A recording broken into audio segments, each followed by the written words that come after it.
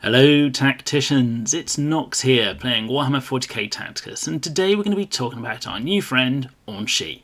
More specifically, we're going to be talking about how many battles that you need to complete, based on my own calculations, which I'll hold my hand up in the air now, may be wrong, in order to unlock him. And for that, we're going to need to get to the tier 15 crate. Now, the tier 15 crate doesn't need 3,000 engrams to open, but that's the number of engrams we need to get in total to therefore open the tier 15 crate. And we can minus 250 points from that because of the quests that we do, which grant 25 teaching engrams each, giving us a total of 2,750 engrams needed in total. Now, to translate that into points, I've looked at the milestone rewards needed in the past and adding them all up, and we should need to get to 12,000 points to get all the engrams needed to get to tier 15. On its own, not very useful. How many points per battle do we get? Well, I'm taking an average of 500 per battle, which means 24 battles will need to be completed, which is an average of 8 full battles completed per lane. It's quite a lot, and quite difficult as you get into those 7th and 8th battles. It does get quite tricky. Now, obviously, there's money to be made here, and they are offering us 2 bundles. The first is the 300 teaching engram bundle, which gives us 300 teaching engrams and quite a substantial amount of Blackstone. And if we go through there, that reduces the average per lane down to 7.7.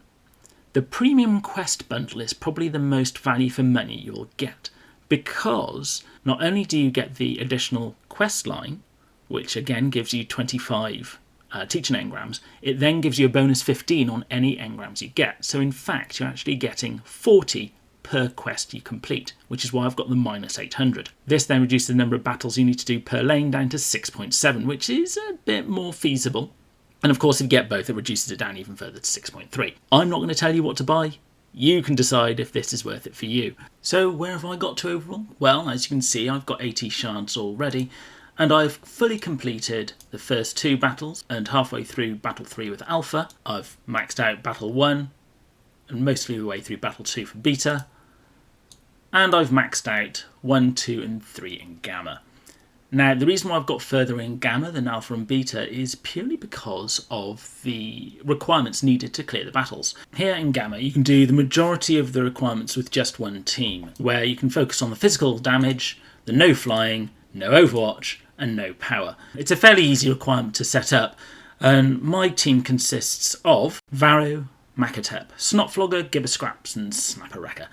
Now, the 3 orcs actually do the majority of the work in here, because you can do your summons, they can heal, or rather, Gibberscraps can heal Snapper Wrecker, and Makatep's there as well to also heal Snapper Wrecker, and they just do the work. If your orcs, well, those 3 in particular, are up to scratch, then I suggest using them and see how you go. The Alpha and Beta aren't so as friendly, because I personally haven't got my teams good enough to be able to hit them in 2 goes, so I have to take 3 teams in for each one to complete a battle. If you are struggling on these events, bear in mind they are legendary events. They are not really here for if you've started the game in the last month or 2. Having said that, there are resources available on the Discord where people are sharing spreadsheets saying which characters you should focus on more to make the maximum out of them for these legendary events. Although the legendary characters are very good, they're not necessarily needed in all aspects of the game. AunShi, if you can get him, it'll probably be quite useful to have him somewhere, but if you don't, it really won't be the end of the world, and he will be coming back in an event later this year. So, how are you getting on this legendary event? Is it a cakewalk and you're bound to unlock AunShi, or are you trying to get those points here and there wherever you can and hope you'll just get there before the time runs out? Please let me know in the comments below, and don't forget to like and subscribe, and I'll be seeing you on the battlefield.